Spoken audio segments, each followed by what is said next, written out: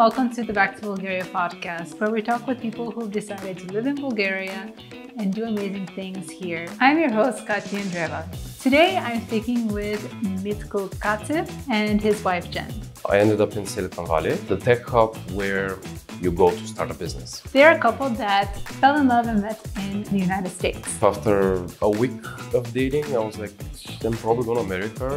I said I love you to him on the second date. They made the decision to move here in Bulgaria Because of an opportunity.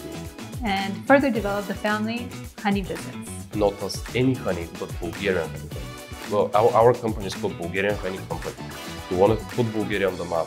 They have opened many businesses here in Plovdiv, including the honey business, cybersecurity business, and life coaching. People are very smart here, and there's so many good engineers that I'm passionate to work with. They're going to share with us their story from moving to Plovdiv. Plovdiv was definitely the winner. They'll tell us a bit about their journey here. It was so bad I got here and realized, oh wait, I can't stay here on a tourist visa. Why they decided to move back. This will never happen where I live, in America, just people kind of mind their own business.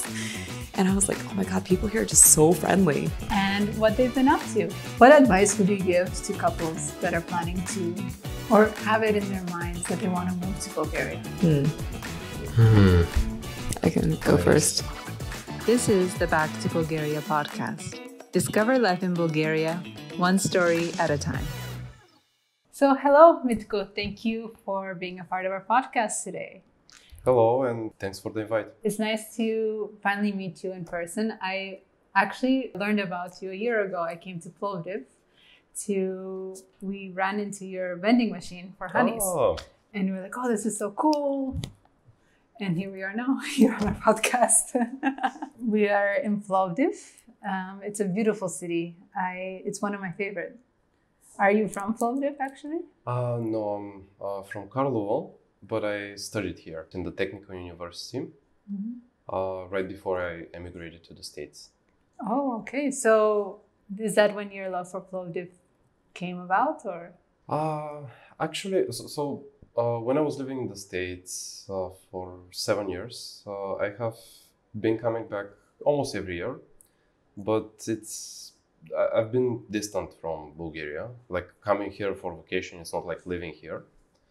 So I didn't really know if Plovdiv is my place or Sofia or like Veliko Tarnovo.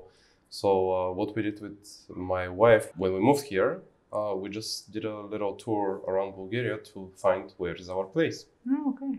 And where we want to base. And I'm curious to know, what were you doing before you decided to move to the US and start your life there? My first encounter with America was I was a student's work and travel program.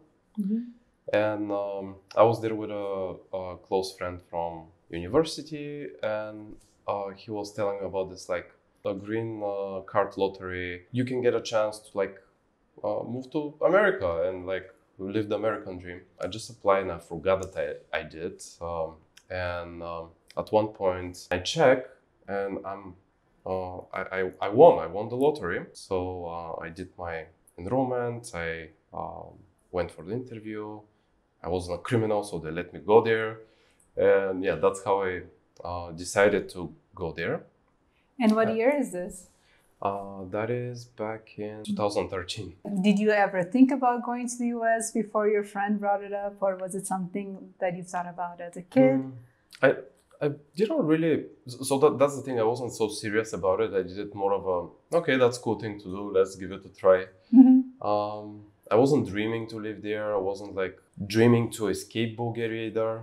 Not really taking that seriously, like I will win the lottery. But at the same time, when I did, then I started thinking like, okay, like America, the land of unlimited opportunities. What do I want to do? Where do I want to go? I ended up in Silicon Valley, which now looking back, it's the obvious place for me to go. I'm a software engineer, and I loved it there. I still like that area. It's not like I moved back because I don't like being there. I moved back because of an opportunity. Did you decide to go to Silicon Valley? Was that like, did you apply for jobs before you went to the US? Yes, so And did you only focus on Silicon Valley, or did you focus all over the US? At first I was looking everywhere, and my logic was my top two candidates were Colorado, where my work and travel program was, and San Francisco area, where my aunt lives. My aunt that I never met, so they immigrated when I was very little. She still remembers me when I was like 3 or 4 or whatever. Yeah, they became my American family, my second family in a way. They kind of like inspired me about America, and to this day they have that mission. You know, like when we visit there, they're like, when are you coming back? So they did kind of give me an orientation. They helped me write my resume and like kind of figure out what I'm doing. I started my career in software development. Did you already have experience here in Bulgaria around software? Yeah, so I was fresh out of college when I moved to America, but I already had like 3 years of experience because I was working when I was in college. So you went to the US already with some experience and you found your job there. And how did your life develop within the US after that? You found your job. Did you settle in quickly, find friends? It was relatively easy to meet people with common interests and like ambitious people. Yeah, I find my environment. This is the difficult part. I had my environment here. The green card opportunity came. Then I kind of had to start almost from the zero and build that environment in the States. And then again, like start building almost from zero or rebuilding back here. Yeah, but that is the life of an immigrant, right? You constantly have to rebuild your life wherever you go. And it's a nice skill maybe to have. Yeah, well, I think we don't have to deal with that now. We're pretty settled here. That's good to hear. So you've settled, you found your friends in San Francisco or no? So the Silicon Valley, or the people from that area call it the Bay. It's where the revolution with the silicon chips started. That's how this area established as the tech hub where you go to start a business. And what are some lessons maybe you learned being in that environment that you keep with you? First, the environment is very conducive towards like creating a bigger goals in life. So everybody's very ambitious, very motivated and work oriented. So naturally you develop or further improve those qualities. I guess the other thing that started growing in me in America was the mindset that anything is possible when you put your mind to it. Pretty much like you are taking like public transportation or in the store or just like regular places, and you're seeing all this like people that are very successful and like they have like multi-million-dollar startups and like established businesses and all that, and they're just regular people, and you see that you can also do that, and anyone can do that. Yeah, so I think that's the biggest lesson learned from living there, is that I can do big things in life. Yeah, I can see that. Being born in the US, I think that's something that I also bring. Being in Europe or in Bulgaria is this mindset of anything is possible, like almost anything is possible if you're willing to put in the work and make it happen. I don't often see that mentality here. So that's a really nice thing, I guess, that you've brought with you, that you've been able to maybe share with other people here since you've been back. How, at this moment, a few years, I guess, go by, do you feel that you're going to stay in the US? Is that like your idea once you've been there? Yeah, I was pretty settled, and I don't like a lot of times people were asking, especially my family were asking me like, are you homesick? Are you missing Bulgaria? Are you nostalgic? Not really. I miss the people. I miss my family, my friends. But I wasn't having plans to move back, and if there wasn't the right reason, I wouldn't have, to be honest. Because yeah, the life was very organized, easy. I didn't have to worry about a lot of things, and yeah, it was just easy. Easy is a good way to say it. At the same time, I had the opportunity to make it difficult and to hustle, and I was going between periods of hustle and just going with the flow. Yeah, long term, I was seeing myself staying there, but then something's changed, and I saw there was the thing that planted the seed to the ideas to come back. Okay. And what is this thing that changed? I'll start from further. I wanted to find my life partner, so I had this like goal, and I did. I met. Goal achieved. I met this. It happened very naturally. I met this amazing girl that my friends were a little bit concerned because kind of after a week of dating, I was like, I'm probably gonna marry her, and they were like, okay, we need to do an intervention, like something's going on. We need to help and bring his mind together, or bring back his mind.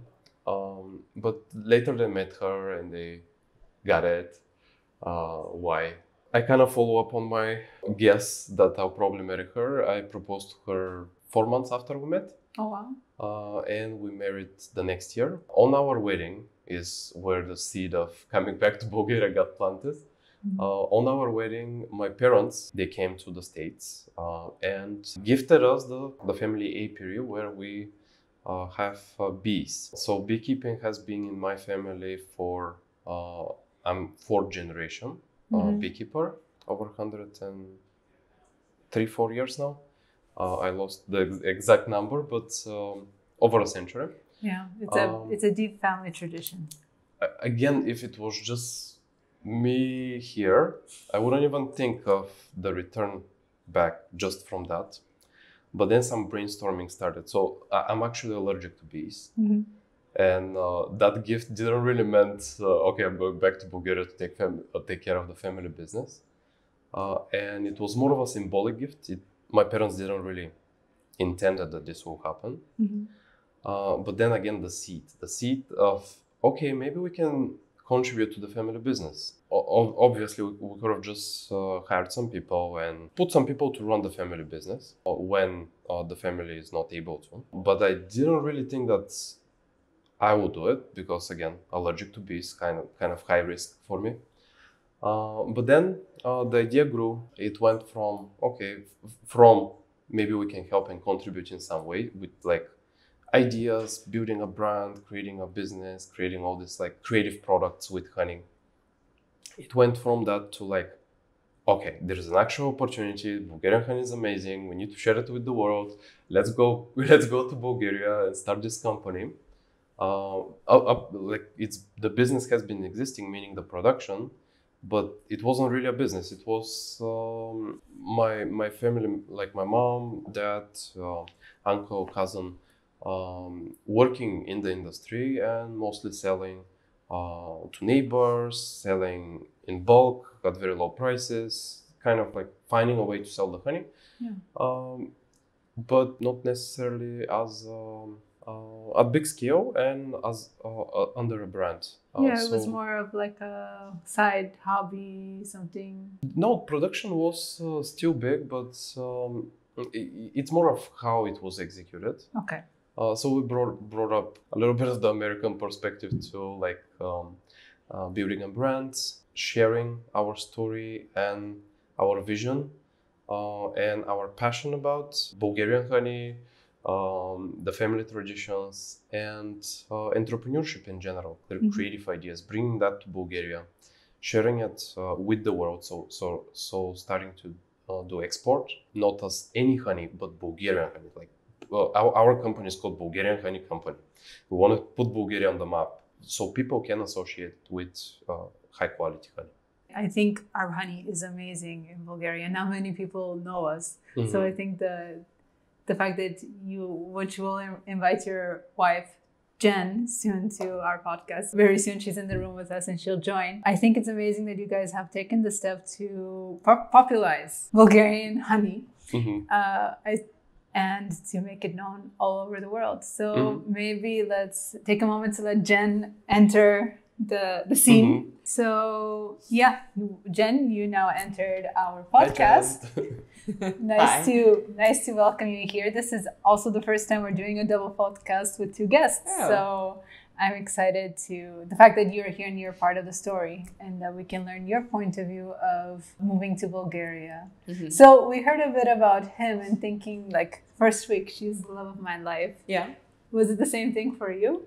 I said I love you to him on the second date. And it was a little bit, I think you were surprised. Yeah. So for me, it built it up. I mean, I had guesses that probably she's the one, but it wasn't straight to, okay, we're getting married on the second day I met her. It kind of built it up, but it happened very quickly. And actually, she took the more aggressive first steps.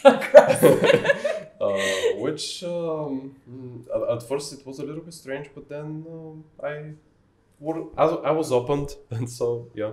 I was ready for like my forever relationship at that point, so I was very intentional, let's say, with my dating. Yeah. Oh, that's good, and it's good that both of you were on the same page. Kind of, it sounds from the beginning. Yep.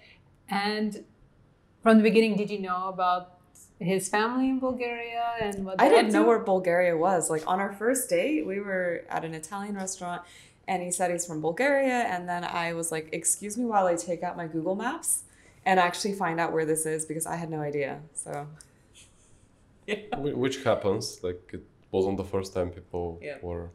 Also, that is in South America. In South America. People always think it's Bolivia, which exactly. Now, so. Anyway. Yeah, I have that experience every single time. Oh, Bolivia, no, Bulgaria. Yeah. So from what he said, you guys were together, you knew after 4 months, got engaged, then got married. Was it in the plan? Like how did the thought process go that we may move to Bulgaria? So when we got the wedding gift of the apiary, we went to a conference where we met a guy who was doing an American expat doing coffee and cacao in Central America. And we did like a farm tour and just got super inspired by how much value he was bringing to local agriculture there. And that was one of the like very vivid, I guess, inspirations of doing the honey. So when we came back from that conference, which was literally the weekend after our wedding, I quit my job. I gave my notice and 1 month later I quit my job. So I quit my job very early.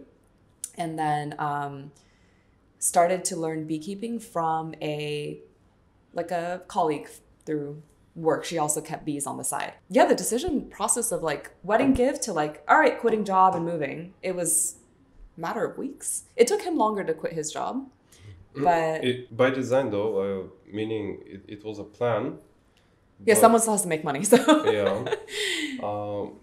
But more like the steps were first shame. Then we prepared for the move. We kind of sold all of our stuff, most of our belongings that we didn't need it or we donated it. We moved here, and we moved with 4 suitcases.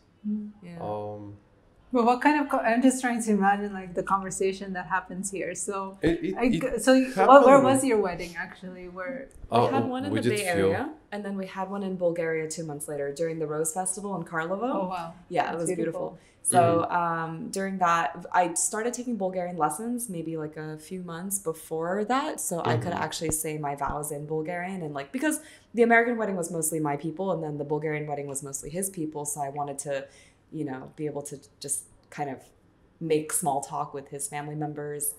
And that was my first time visiting Bulgaria also, was for the wedding, which was in Asanovgrad. Yeah. I would say, as I mentioned, the seed was planted on the wedding. Then some ideas started to come up. Then the being inspired from somebody that's doing something similar with coffee in Panama. Yeah. And just like the idea and the vision about this business started growing, and it was just the natural thing to do. Like, there is this opportunity, we take it. We're both not very hesitant to make such life decisions. That's true. When We're adventurous people. I when think. we see when we see something that's pulling us, like something that calls for us to do the thing. That's true. It's happened a lot, actually, for better or worse. Yeah. We get excited about things. We say yes to things very quickly, easily. Well, now we're a little bit more balanced. Again, We have a longer decision-making process. we take risks, measured risks on Yeah. a daily basis almost. Yeah. But we're saying more no's now because we need to protect our time and energy and where have we're giving it. commitments now, yeah. Sounds like you guys just took the adventurous say yes to this opportunity. And were there any questions that you guys were trying to answer before you moved here, or you were just like, we're gonna go there and see We how it happens? started with the product development, and the ideas. Yeah. So, okay, we wanted to bring creativity. She sketched the logo on a napkin, which is this logo. Yes. It got further refined, but kind of putting the main idea was on a napkin. Then we started experimenting of mixing honey with different superfoods or natural extracts, and testing it with our friends. Like I always bring honey when I travel to Bulgaria. I like half of my suitcase is usually honey. So I bought these little jars and I filled them up with honey, and I started like mixing with different things and trying to cream honey, trying to like combine it with nuts, with like different seeds, with cold pressed oils and spices, with chili, different like kind of sometimes weird combinations, but and we would test them with our friends, and they'll say this is good, this is not good, and we kind of almost formed our product portfolio while we were true. still there. Oh, wow. And I was also trying to learn pricing as well, like how much do things cost, because that's important. Yeah. So most of your preparation, is it correct that it was around the business idea before you moved here? Yeah. In terms of like immigrating here, no research done. Like it was so bad. I got here and realized, oh wait, I can't stay here on a tourist visa. I have to leave I have to go back to America and actually apply for a proper long-term visa. Yep. So yeah, that was a discovery, because I was like, oh, I can just... She didn't know that she needed a visa. No, because you have with an American passport 3 months tourism visa with like you just get the stamp, right? You don't have to apply for anything. But if you want to stay longer than 3 months, you have to apply in your home country for the 6-month one, then you can convert to the 1-year one. And we ended up applying for an exception, and I got to go to Romania to get my visa D, which is the 6-month one. Because I had to share our inspiration about Bulgaria and the business that we're building, and kind of that story that I'm telling you now. I had to do similar story, but in a letter to the Ministry of Foreign Affairs to grant us an exception to not go back to the States because it's freaking expensive, but instead they let us go to Romania and apply there in the Romanian Bulgarian embassy in Romania. Because there are no Bulgarian embassies in Bulgaria. So yeah. Wow, that's like crazy that you have to go through all of this stuff, and then I mean, you guys were like, we have this business idea, let's do this, and then you come back. We missed some steps in the planning, but it's amazing that they even let you go first to Romania rather than pushing you to go to the US and saying no. So at least it sounds like the ministry was understanding to some point. Really case by case. I have friends in way more desperate situations that they were still like, nope, you have to go back. So yeah. Okay. Maybe we're lucky, but I prefer to. It was a very inspiring. I prefer to check that my letter made a difference. I think so. Yeah. Those writing skills made convinced them that no. Yeah. That sounds like an exciting and a bit hectic move to Bulgaria. But you guys come here, I guess the process around opening the business and dealing with the passport things was it confusing? Business was actually super easy. Like I was surprised how easy it is actually. The business was open in like 3 days, and Just figuring out the logistics. Maybe took some time, like finding an accountant, finding a lawyer. Yeah. I can tell you about when we first moved here, how that was. So we moved in with his parents in their 1-bedroom apartment in Karlovo. So we were 4 adults in a 1-bedroom apartment for the first month, and we borrowed his dad's Volkswagen Polo and took a road trip around the country to visit different cities to see where we would want to settle. And it was a big loop. I think we went Plovdiv and then all the way up to... Did we go to Ruse on this trip? Did we go all the way? Yes, Sofia, yes, Ruse. yes. We did the seaside the previous time. Veliko Tarnovo, yeah. We did even like Gabrovo, that area. Did we go to Stara Zagora? No. No. Maybe not. It was a big loop. We spent like 2 weeks just Airbnb-ing different places. And Plovdiv was definitely the winner. And also when we were in Plovdiv, I remember this interaction where we were talking about, well, how do we make friends? How do we meet people? A guy at the coffee shop leans over and he's like, I couldn't help noticing you're speaking English and it sounds like you want to make friends. Hi, my name is Lachazar, but you can call me Larry. I used to live in Canada. I moved back to Bulgaria and I have another friend and, would you like to hang out with us? And this was a stranger at a coffee. Like, this will never happen where I live, in America, just people kind of mind their own business. And I was like, oh my God, people here are just so friendly. So that made a big impression on me as well. Yeah. That is one of the things I think that's notable about Plovdiv is that people are quite communicative. People are very open to converse. And I think that's a character trait for people in this region from what I've noticed. So you guys chose, in that sense, a really good city. So I guess it was easy to make friends from what I hear. There's a very strong expats Facebook group here as well. And when I posted, we want to start a honey company, this one guy reached out. He's like, hey, I export honey. Like, what do you want to know? And he gave us a lot of pointers. And someone used to export honey and he just was like, yeah, let's get coffee. I'll share everything I know about you because I'm not doing it anymore. So here's some free information. And it was just so helpful.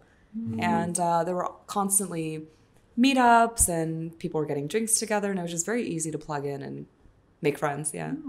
It sounds like there is some kind of community here within Plovdiv that helped you integrate and maybe feel welcomed into the city.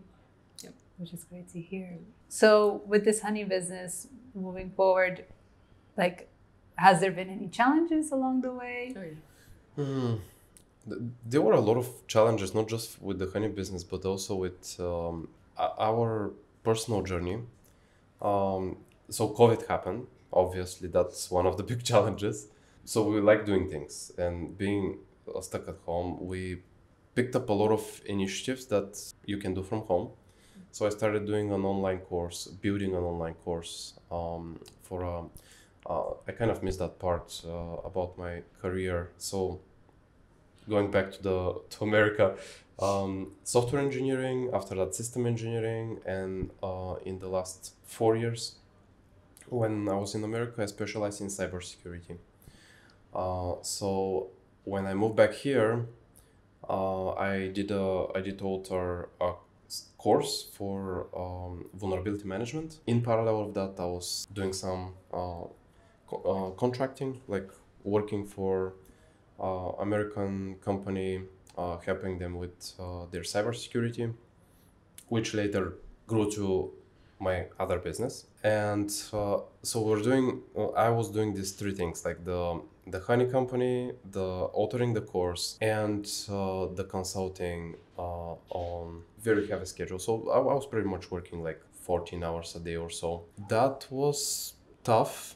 Also, like I was ignoring, like we weren't spending a lot of time together, so I was a little bit ignoring her because I was doing all these things. So that was a challenge that I realized I need some balance, and started being more selective on what I say yes to. So that was also, one of the struggles with the honey business is because he picked up so much work at the beginning of COVID, we just went straight to online shop because we had all this vision of exporting and this and that. So one was his time was limited, and 2, we were like, well, how do we sell stuff now? And the price of like containers and everything was just very expensive. So we actually started with selling online domestically in Bulgaria, which is currently still where the most of our sales are because that's just the direction we took out of circumstance. And what was challenging for me was I didn't really speak Bulgarian then, and I didn't know about the Facebook group then, and I didn't have friends then, and we were locked down, and I was very isolated. And so that was a difficult, because we moved here like right before COVID started. Yeah. And we adjusted, meaning Yeah, everything kind of created something positive out of it. As I mentioned, my cybersecurity company, putting a little bit more emphasis on that. Well, first, starting the honey company, I never thought I would just throw away my career. I was thinking of doing both. But my vision there was just, I'll pick up cool projects and I'll work on them on the side, or as I have time. But then some opportunities were coming up, and then I was like, okay, I can hire some people and scale. That put the beginning of Armadillo, the company that we're still small. Right now we're 4 technical people, but I'm planning by the end of the year to double the team, so we'll be 8 people. And the vision there is to create a safe healthcare environment, safe hospitals, safe medical device. My previous employer was a medical device manufacturer, so they make radiation treatment machines. And I saw purpose in that, like, because you can do cybersecurity for like blockchain platforms and financial tools and like new fancy technology, which you can do still. Which yes, but applying it for medical devices was meaningful to me. Also, creating employment opportunities for Bulgarians and access to cool projects that and clients in America was another thing that brought a lot of purpose to me. Is there a reason why it's important to you, the medical devices in the medical space? First, I didn't like that there was a gap. When I started working in cybersecurity back in 2016, 17, 16, there was little to none being done, and people started taking it more seriously. So there is the demand. Regulations have increased too. But for me, it was just meaningful area because if you're dealing with something like life-threatening and you're undergoing this very stressful experience, you should feel safe, and the environment should be safe by design. There is no question there. And you said that you're looking to grow the company. What does that look like? Hiring people in Bulgaria. So this is the really positive part, right? And that's why we're settling. People are very smart here, and there's so many good engineers that I'm passionate to work with and to grow a team and to further expand. There are a lot of motivated people and wanting to progress, wanting to do something with their lives and to create an impact. You can find this kind of people everywhere, but I feel they're more in Bulgaria.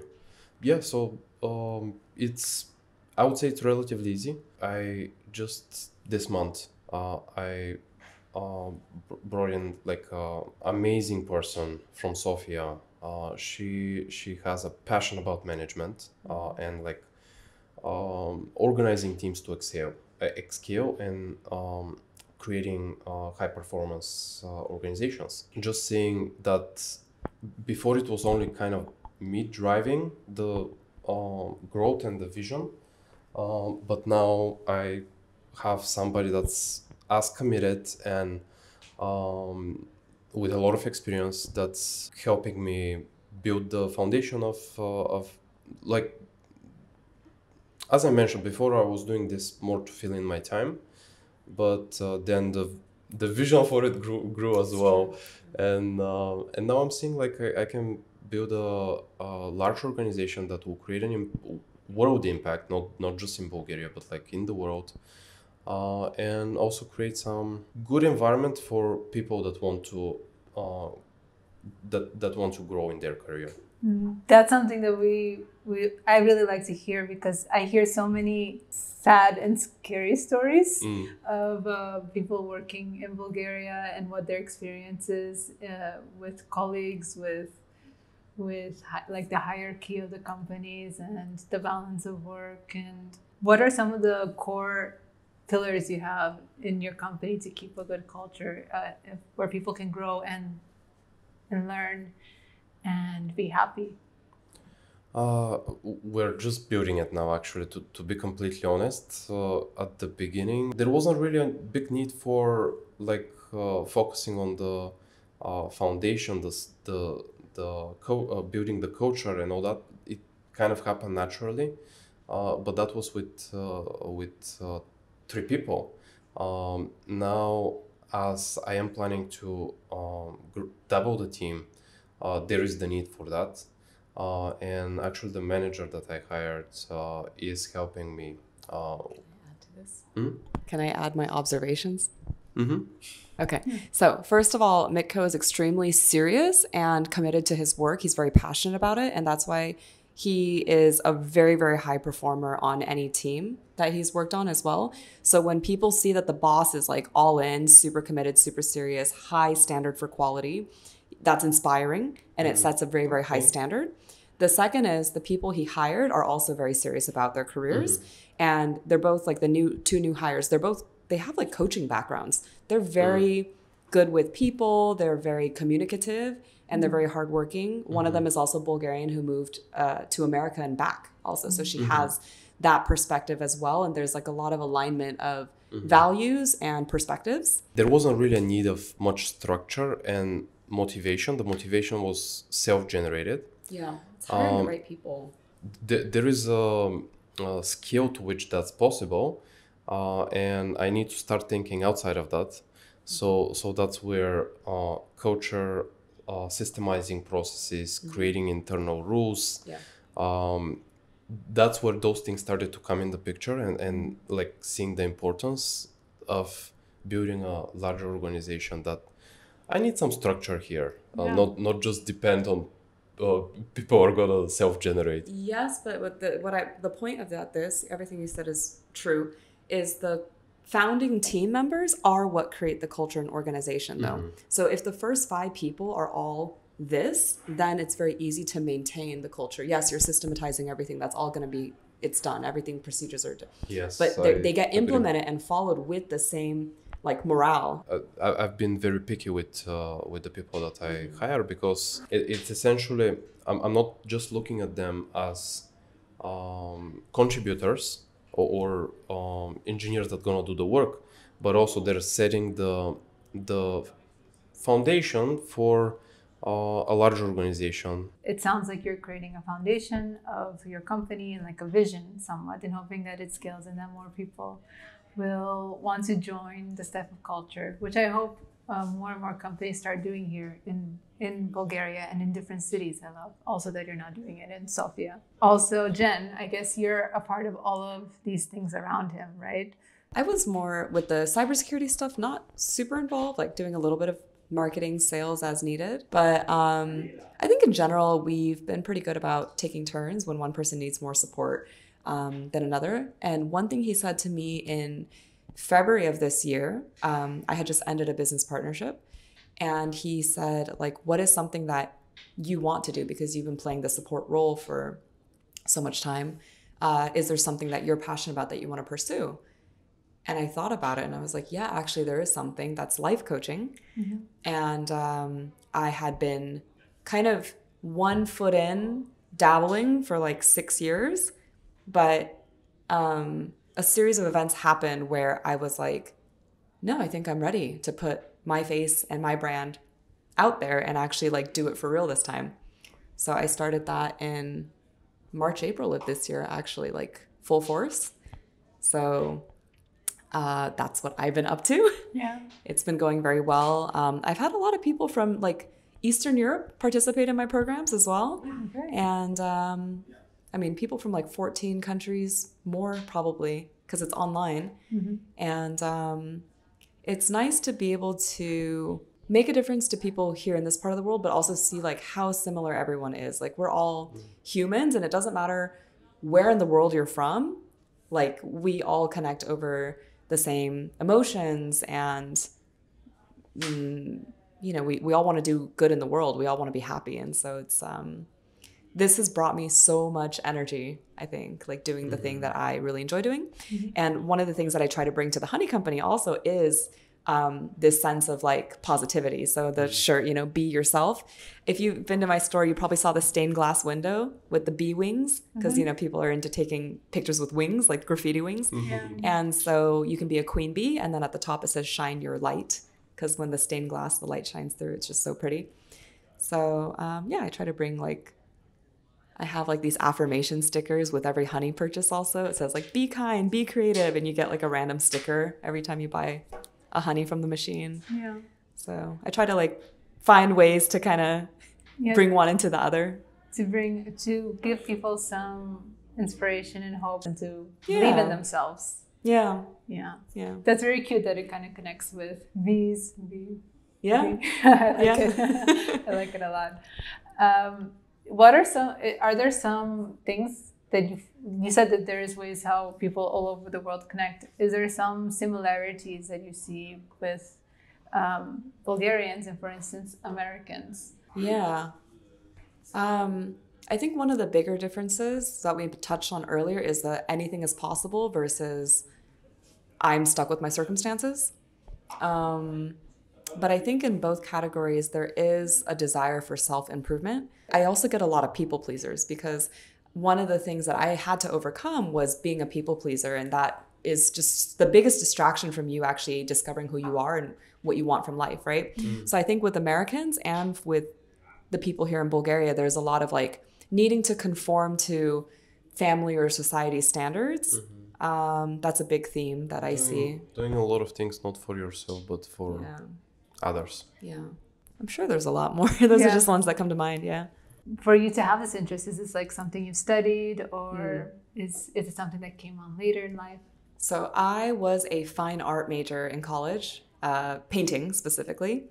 And when I graduated, I realized there wasn't a lot of career options. My mom was right. I should have studied like science or like medicine or something. So I ended up getting a job in the company that's always hiring, which is multi-level sales. And I picked up some really good sales skills because of it, and also team building, and because you're always like hiring and recruiting and stuff, right? So learned a lot of like very entrepreneurial skills from that. And I had a point where I failed at an entrepreneurial startup. Like I started my own real estate house flipping business. It failed. I was in a lot of debt. I was in not a good romantic relationship. And I moved back home with my mom. And I was just very embarrassed and just at a very low in my life. And that's when I did my first personal development course. And it just completely like transformed my life. I don't know like how else to say it. It was just like, I didn't think it was possible for me to be in this relationship. I was not the kind of person who would attract like a healthy relationship, let's say. And through doing work on myself, I realized that I could actually have like this amazing romantic relationship. And the second I made up my mind and I became aligned with that, he showed up, and then, you know, it happened so fast, right? So it happened like that with my career as well. It happened with like that with, you know, Bulgaria was that thing that I attracted into my life. That's this very positive experience. Most people are just like, I don't get it. Why do you enjoy being here so much? And yeah, like, you know, this place is not for everybody, but it was for me. So I think just having been a client of therapy and life coaching and transformational work, if it can work on me, it's like it can work on people. And so I started to actually study how to become a coach. I studied neurolinguistics, which is more like therapy techniques to help dig into the subconscious and help you remove those invisible barriers and reprogram your brain to actually work in your favor, right? So that you know, it's not like brute force hard work trying to produce the results that you want. You're not working against yourself. And yeah, I just learned some really powerful techniques and put it all together and created what I call my dream method. That's what I teach now. And it's just been great having also this career that just feels so me, you know?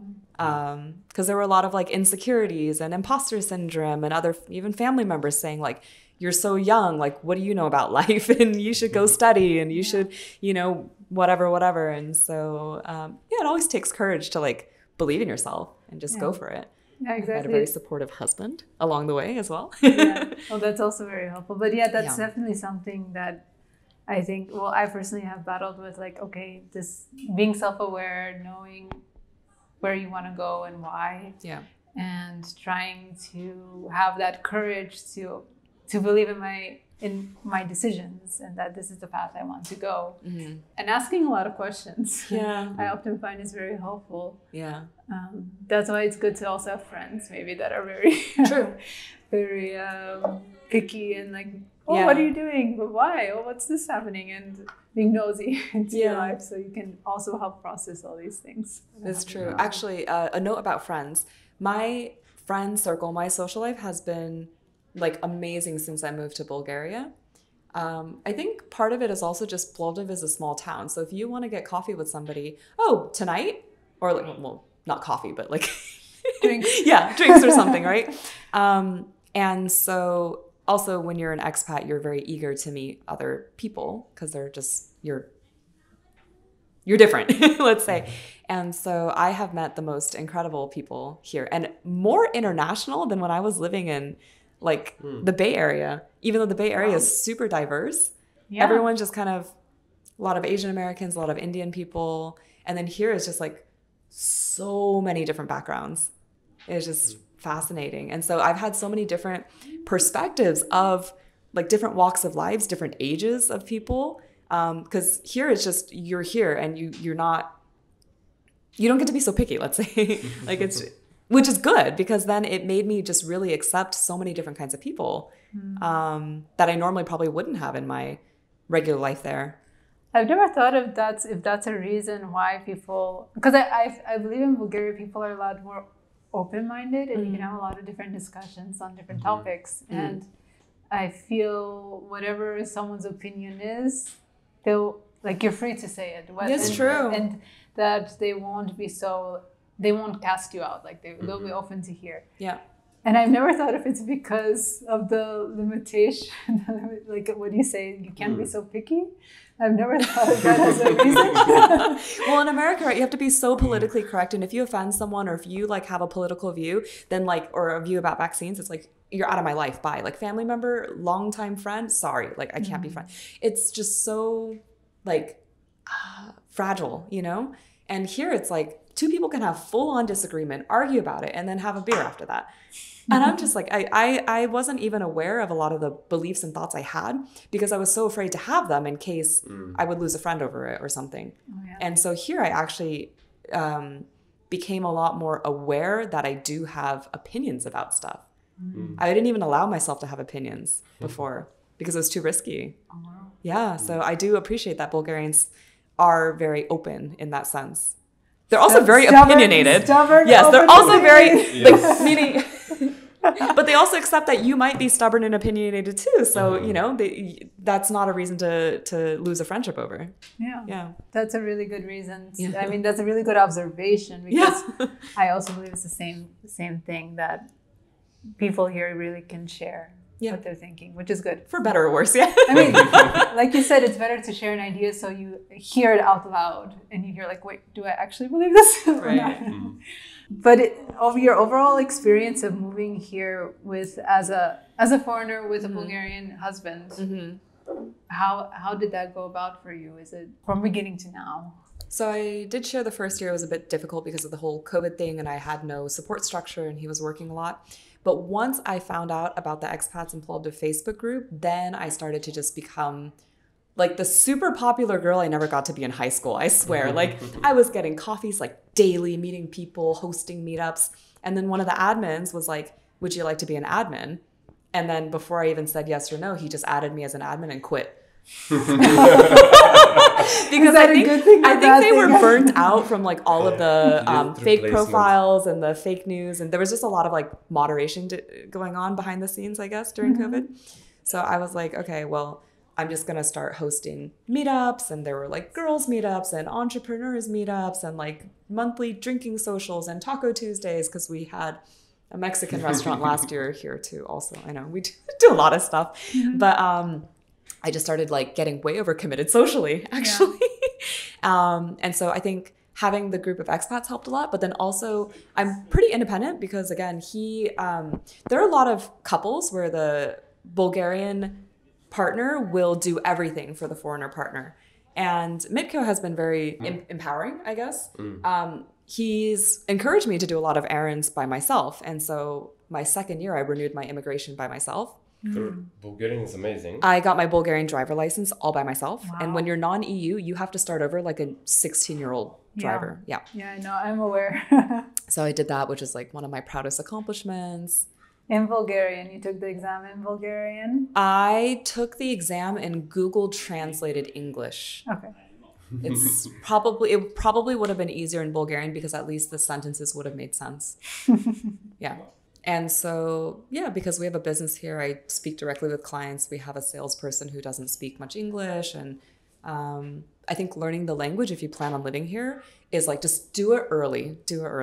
But if I could just say a few words about learning the language as well. Yeah. Like my first year was very difficult. I think most people don't make it past that first year because it's so different from like English or Chinese in my case that without hard memorization, it just doesn't stick. And so once you get past that first year, then I could start constructing like simple sentences and then picking it up by ear. But before that first year, extremely demotivating. Oh, yeah, indeed. If the language is nothing like what you've heard before, right? Like what was something that kept you going and kept wanting to learn the language? I had a great teacher, actually. He is such a nerd about the Bulgarian language, and he's just so like passionate about it. And his whole thing is once you learn Bulgarian, you'll realize it's easier than English. Because yes, you have to learn the logic of the language, but once you do, there are very few exceptions. And the words pronounce as they're spelled, and you don't have to guess. And with grammar, there's like 12 nouns where there's exceptions.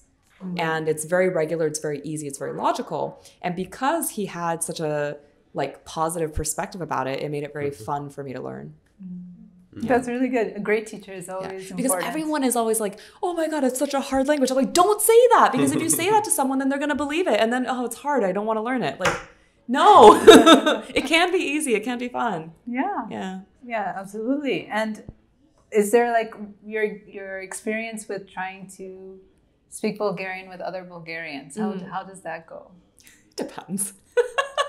Some people are very like, wow, like your Bulgarian is so good. And other people are just like a-holes, like speak better. I can't understand you. Like, you know, it's like they've never met an immigrant before. So these are more of like the less worldly people. Like if I cannot hear administration, not very helpful and patient with accents.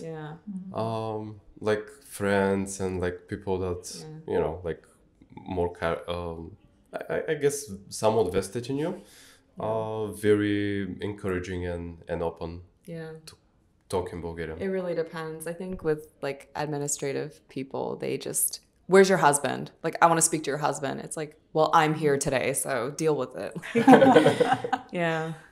Yeah, the administrative process is here as a foreigner. I guess that's quite... They don't like foreigners that much. They just hate their jobs in general, I think. So they kind of give that vibe, Do they speak English? No! At the immigration office, it's so silly. They don't speak English, so you have to bring your own translator. And it's like, but you deal with immigrants all day long. And yeah, anyway, it's just part of living here, I guess. But that is like one of the challenges I think that does exist here is in administration. The immigration office ideally should be speaking in English, and there's so many English speakers in Bulgaria. It's like, why can't they find these people? More jobs, I guess. The translator also gets a job. Yeah, I guess. I guess. And is there anything that particularly surprised you when you came here and you moved to Plovdiv? Yeah. Because I have traveled a lot, so it's like there are a lot of things about communist China that remind me of Bulgaria when I visit my grandparents. So people are like, oh, when you go to the village, like, aren't you shocked? And I'm like, kind of reminds me of my grandparents' apartment. Like, but yeah, I'm sure there were things like probably customer service was one of them. Oh, lemonades don't have lemons in them, and milkshakes are not made with ice cream. That was little culture shocks, but let's see. Customer service can be very bad. Yeah. Yeah, like people, or even when you go into a shop, a storekeeper can tell you, like, you're inconveniencing me to have to ring you up. Yeah. Yeah. So I'm sorry for like giving your business money and making you do your job. My bad. You know, it's like I would never have an interaction like this in America. Yeah, that's true. You have to have a good sense of humor to live here. Like, I think for me, when things are so bad, it's just absurd. And I find a lot of humor in it. Like, I think of all the stand-up skits I could do on like life in Bulgaria, about getting my driver license in Bulgaria. I mean, that's like a whole set, you know? So, You should do it maybe. And yeah. I think that a lot of people will enjoy it and laugh with you. So I guess that kind of also connects to the issues that you have seen here. I guess the things that have surprised you are actually some things that you're like, oh. I've been pleasantly surprised too. Yeah. Yeah, but I think in general, as time has passed, I do have more a realistic view, because in the beginning I was very rose-colored lenses, and like my life was Kapana in the center, and my friends were all expats, and it was just like very bubbly. But as I have lived here longer, and we have businesses, and we, you know, have our own place now, and there's just like, we have to deal with my stores, and we have to deal with like administrative stuff, and just kind of connecting with like the real Bulgaria. I think, you know, my perspective has changed. It doesn't make me like Bulgaria any less, because I think one of the things is when you're in another country, you have to accept that you're in that country. It's not like I'm imposing my American expectations and standards and ideals on like Bulgaria, because it's not America. If I wanted to be in America, I should go back to America, right? So it's like, I've accepted a lot of the things here. Like some things are very inefficient and they suck. But I chose to be here. So I also choose it with all the cons, because overall, I still prefer to be here. And what you said, the real Bulgaria. So what is that? What are you comparing here? Yeah. What's the bubble and what's the real Bulgaria? The bubble is all of my friends who like have their own online businesses and can afford to have a nice life here, and, you know, go out for drinks in Kapana, and that's a bubble. And then real life here is a lot of people are just getting by. A lot of people have very negative dialogues. A lot of people hate their jobs. A lot of people have, you know, just resigned about Bulgaria and its future. Yeah. And so that's the majority. It is the reality. And, you know, It's also about where you focus, though, because in any country, there's no perfect place where everything is like unicorns and rainbows. There's always like good and bad, but where do you keep your attention and focus? And if you're focusing on the good, looking for the good, you find it and you create it. True. So Jen said majority there is negativism, but like I wouldn't say it's not necessarily like that. I see a positive change, and people are starting to take the future in their hands, and instead of using the excuse there's no future in Bulgaria, creating it. I think also like when you choose to focus on the good, people who are kind of like, I want to be great, but my environment doesn't allow me to. The second someone believes, I don't care what the environment says, like I'm choosing to be great, it brings out the greatness in others where maybe it wasn't noticeable then, or, you know, there's like an inner conflict before.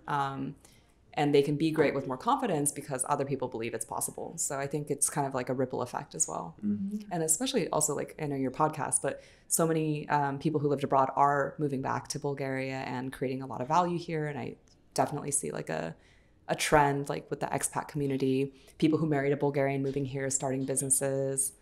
And it's positive, I think. Yeah, a lot more people, like you said, are taking more responsibility about what's happening around them and what they can do to help their society, which is great to see. And I love the fact that more and more people are starting to realize that. I remember, like, when I was in Bulgaria 10 years ago, the vibe was different in Bulgaria, and actually the opposite. People were thinking, at least the people that I studied with were thinking, like, why should I do anything? Who's listening to me? Like, who cares what I think or say or do? Right. So I do agree that there's a switch in the trend, and I hope it continues in this way. And I hope more and more people who come from abroad to live in Bulgaria decide to have an impact in society and share their ideas, share their thoughts with people.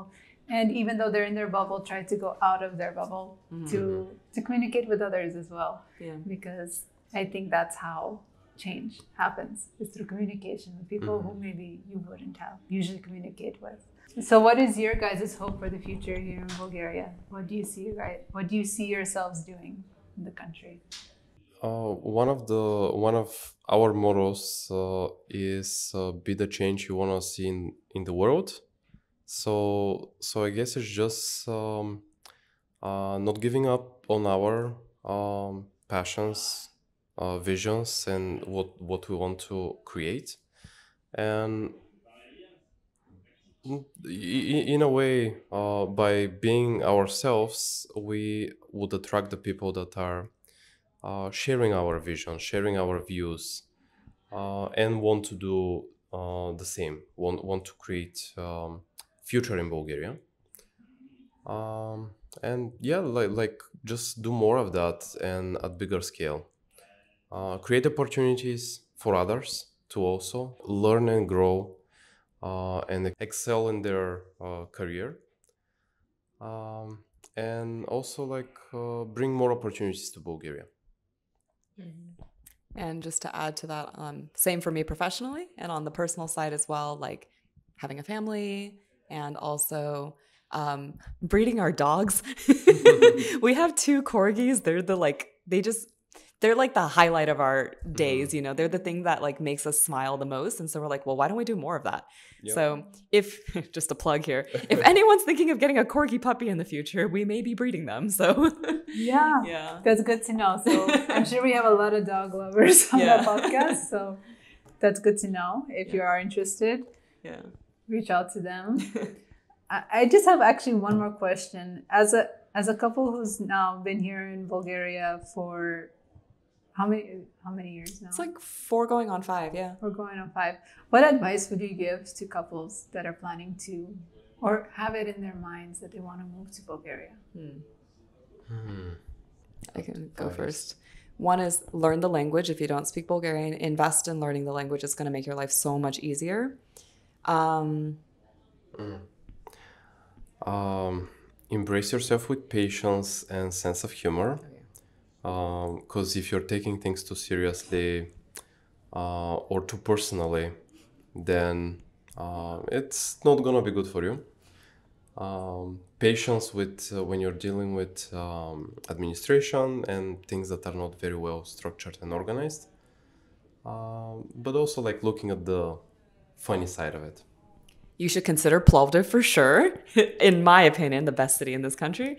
And also prior, a lot of people who are considering coming here will join the expats Facebook groups. They exist in a lot of the cities here. So there you can kind of just get a feel for the community and also ask questions like, hey, I'm about to visit. Who would like to meet for a coffee? Or what is life like? Or what's the cost of living like? Or whatever. So that's also very, very useful research tool, I guess. Prepare to slow down your pace a little bit and start taking things a little bit more easier. As we say in Plovdiv, aylak. True. Because if we're constantly work, rush, go, do, it's just you're losing energy and burned out. So that part of the culture here, especially Plovdiv, is like just chill. Like life will go on, and allow some time for rest and taking things easier. I think another thing to mentally prepare for too is relationships here are very just like organic and they have no agenda. Like this is maybe more to my Californians, but when you meet someone, it's like, how can we help each other professionally one day in the future? And therefore I'm going to continue being around this person. Versus here, it's like people just be friends with you for the sake of being friends with you and no further agenda. It's like people just want to connect for the sake of connection. And for me, this was actually a big culture shock. I'm like, there's no reason. There's no like, it's just connection for the sake of connection. So pleasant surprise for me. Yeah. And I had to like unlearn a lot of my like intense, professional, aggressive networking behaviors that like totally don't work here. They actually really turn people off here. Yeah. Yeah, that's some great advice. Thank you so much for sharing it with us. And I hope our audience takes it into consideration when they decide to come here. Is there anything you would like to tell our audience? If you're considering living in Bulgaria, just visit and see if that's your place. True. Not just with Bulgaria, with any place. If you're considering going there, just give it a try and don't overthink, because ultimately you say where it's gonna be your home. If you have decided to either come back to Bulgaria if you have left as me, or come here newly and create a new life, just go for it. It's too much thinking is not very productive always, and at the same time, if something doesn't work out, there is always a way back. But if you end up like us, loving Bulgaria, you will not regret. Can I just add one more thing for foodies? Okay. Bulgarian food is great. The vegetables are so fresh. The tomatoes are the best in the world. And so is the yogurt. Okay. And it's lacking in Asian food. It's like the one thing that I miss so much. All the sushi here has Philadelphia cream cheese in it. Some opportunities for those of you who have experience with Asian cuisine, if you can come bring it back here. I will be your loyal customer 7 days a week, swear, okay? So yeah, we're speaking to the Asian, anyone who has Asian food experience. Welcome to Bulgaria. Yeah. But open your restaurant in Plovdiv, please.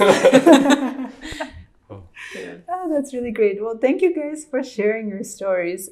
We didn't really get into everything, but I think you guys are doing so much in Plovdiv. I mean, you mentioned 3 companies, I believe. For now, yeah. Which is, I think, we've reduced. It is a lot. And I would wonder how you guys do it all at once. We're learning to hire. That's how. Delegation. Yeah. But I think it's really amazing that you guys have chosen to do this in Bulgaria. The honey business, the cybersecurity in healthcare, and the life coaching as well. And that you're just choosing to invest in the people here and in the economy here as well. Mm-hmm. So it's amazing what you're doing, and keep on doing it. I think also our audience, you learned a lot about what it's like to move here with a partner who's not Bulgarian, what that experience looks like, and also what it's like to actually start businesses here, hire people. If you're not Bulgarian, interact with people, find your space, and also maybe what to expect when it comes to culture, communication, and dealing with administration. But in the end, it's all possible. You can get your driver's license, you can speak with people and find your friends and connect with people, which is great news. Thank you so much, guys, for sharing your stories. Thank you for having us. I hope that things continue to go well for you guys, and your ideas and your dreams come true here in Bulgaria. And your initiative too. Thank you. Thank you so much. Thank you guys for listening to our episode. If you like the story and you think you have friends who would also be interested in learning about what it's like to move to Bulgaria with a partner who is non-Bulgarian and also open up businesses here, please share it with your friends. And remember that your support helps us a lot. So please like and share and comment. Thank you for listening. And remember to do something awesome today. Bye. Yay.